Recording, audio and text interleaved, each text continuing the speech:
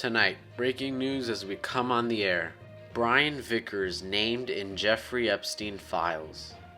NASCAR to participate in America's 250th birthday celebrations. The World Series of Asphalt is set to return to New Smyrna Speedway.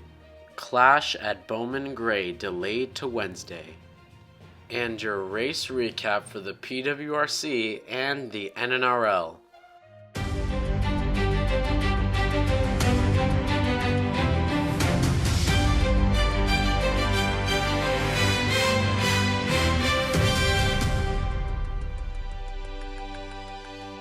Good evening. We begin tonight with major developments across the motorsports landscape.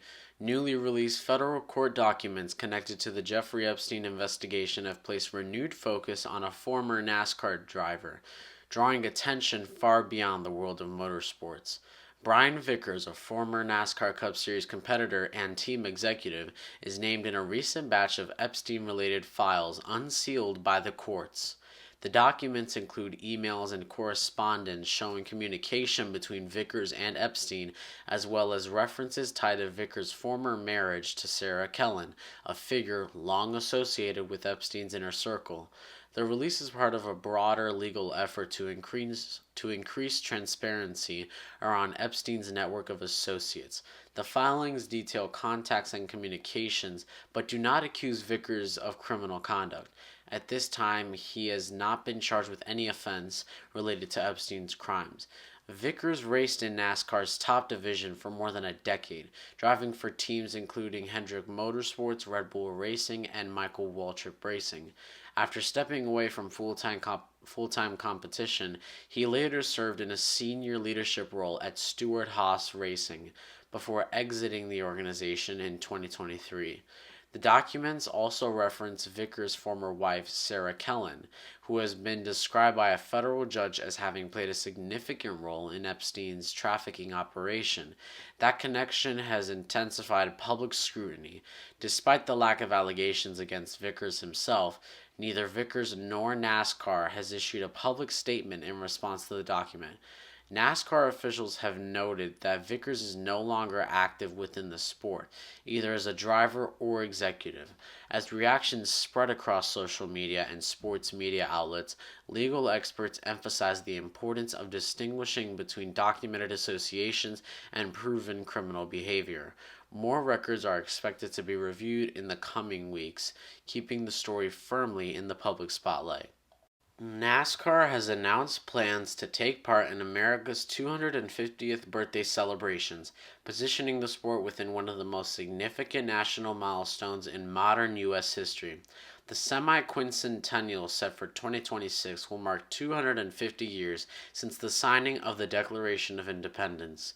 NASCAR officials say the league intends to incorporate commemorative elements across its national series throughout the anniversary year. While specific plans have not been released or finalized yet, the sport has indicated that patriotic tributes, historical storytelling, and special event presentations will be part of the initiative.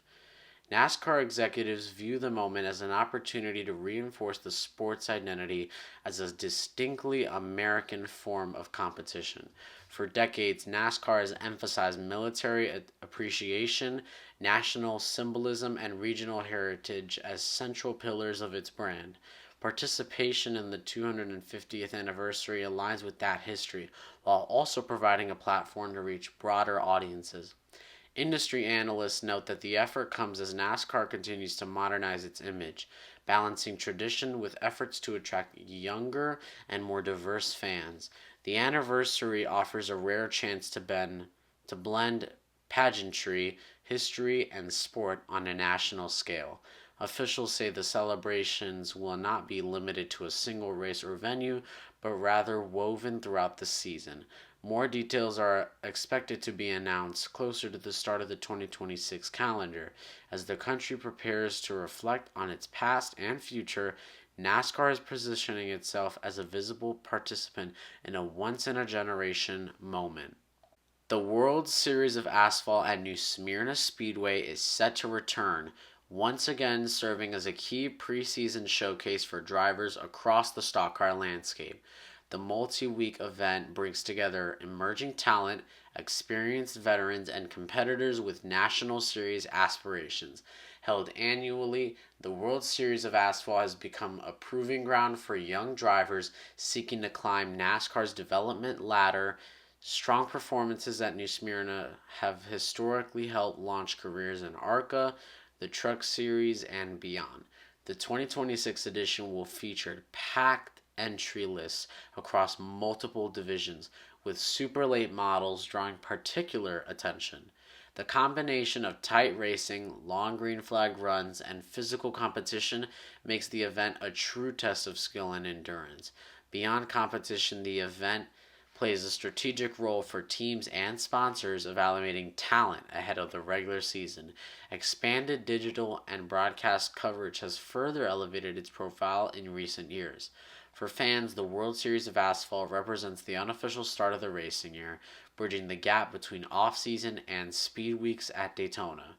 As engines fire and laps tick away under the Florida sun, New Smyrna once again becomes a focal point for the future of stock car racing.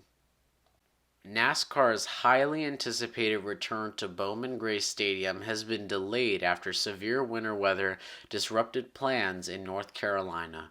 The preseason clash at Bowman Gray, originally scheduled earlier in the week, has been postponed until Wednesday due to snow and hazardous travel conditions. Officials say the decision was made to ensure the safety of teams, drivers, and spectators. Bowman Gray Stadium, often referred to as the Madhouse, is one of the most iconic short tracks in American racing history. The clash marks NASCAR's first visit to the venue in decades, a move widely viewed as an effort to reconnect with grassroots racing culture. Despite the delay, anticipation remains high. The quarter-mile track is known for close quarters racing, frequent contact, and an intensely loyal fan base. NASCAR officials say the competitive format of the event will remain unchanged, and teams will have adjusted schedules accordingly. Broadcast partners have also updated television plans to accommodate the revised timetable. While weather has altered the schedule, league executives believe the event's symbolic importance remains intact.